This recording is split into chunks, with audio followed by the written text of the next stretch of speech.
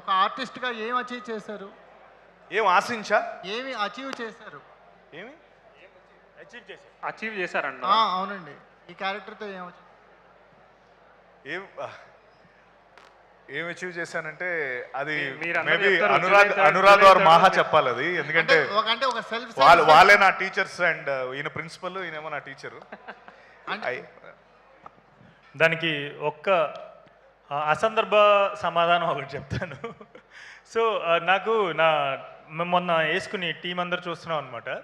చూసినప్పుడు ఎవరో అన్నారు, కమల్ హాసన్ గారు ఏదో సందర్భంలో నా నెక్స్ట్ జనరేషన్స్లో కనుక నా అంత పర్ఫార్మెన్స్ చేయగలిగే యాక్టర్ నాకు కనిపిస్తే నేను రిటైర్ అవుతానో ఏదో అన్నారని చెప్పారు.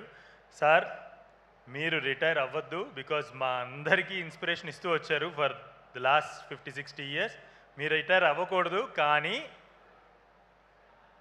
మీరు అనుకుంటున్న నెక్స్ట్ జనరేషన్స్లో మీలాగా మీ అంతటి పర్ఫార్మెన్స్ చేయగలిగే యాక్టరు ఒకడు వచ్చేసాడు, వాడి పేరే సత్యదేవ్. అది నాకు తెలిసి సత్య ఈ సినిమాతో అచీవ్ చేసింది.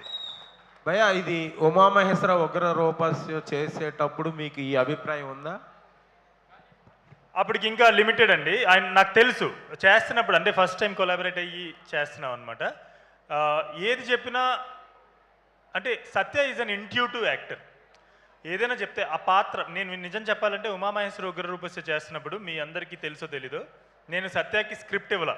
ఆ lot of script was originally developed. అది ఇంత రీమేక్ అయినప్పటికీ, అడాప్టెడ్ అయినప్పటికీ అది ఒరిజినల్గా డెవలప్ చేసిన script. There are many scenes that are not there are many dialogues not. In fact the characterization itself, there is a lot of difference in the characterization itself. నేను సత్యకి script ఇవ్వాల. ఆయన ఏ రోజు script ఇవ్వాల, సెట్కి వచ్చిన తర్వాత ఈరోజు సీన్ ఏంటో చెప్తాను. నేనేం అడిగేవాడిని, నేను ఎందుకు ఇవ్వట్లేదు మహా స్క్రిప్ట్ అంటే, నేను ఒకటి చెప్పుండే, సత్య ఇలా చేద్దాము, ఎందుకంటే నువ్వు మహేష్ అనే పాత్ర ఇది అని మేము 2-3 రోజులు మాట్లాడుకున్నాం. మహేష్ అనే పాత్ర ఈ పర్టికులర్ సిచ్యువేషన్లో ఎలా బ్రతుకుద్ది, అది చేద్దాం సత్య అని చెప్పేసి, which is very spontaneous for an actor to pull off. So సత్యదేవ్గా వచ్చాడు, క్యారవన్లోకి వెళ్ళి మహేష్గా దిగేవాడు. నా దగ్గరికి రాగానే నేను సీను చెప్పి ఇవి డైలాగ్స్ అనేవాడిని. But one more thing is Satya's memory power is tremendous.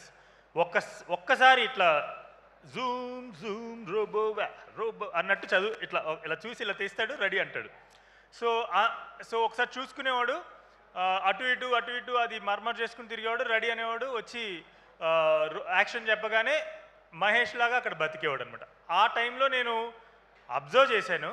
For the first time I was working with him, and also it is actually a slice of life a film kabatti observation lo naku itanu chaala great talent ani nenu appude anukunnanu. Kaani ee cinema tho nenu meeku ippudu edaithe cheppano adi cheppagaliganta confidence ichchadu anamata Satya naku.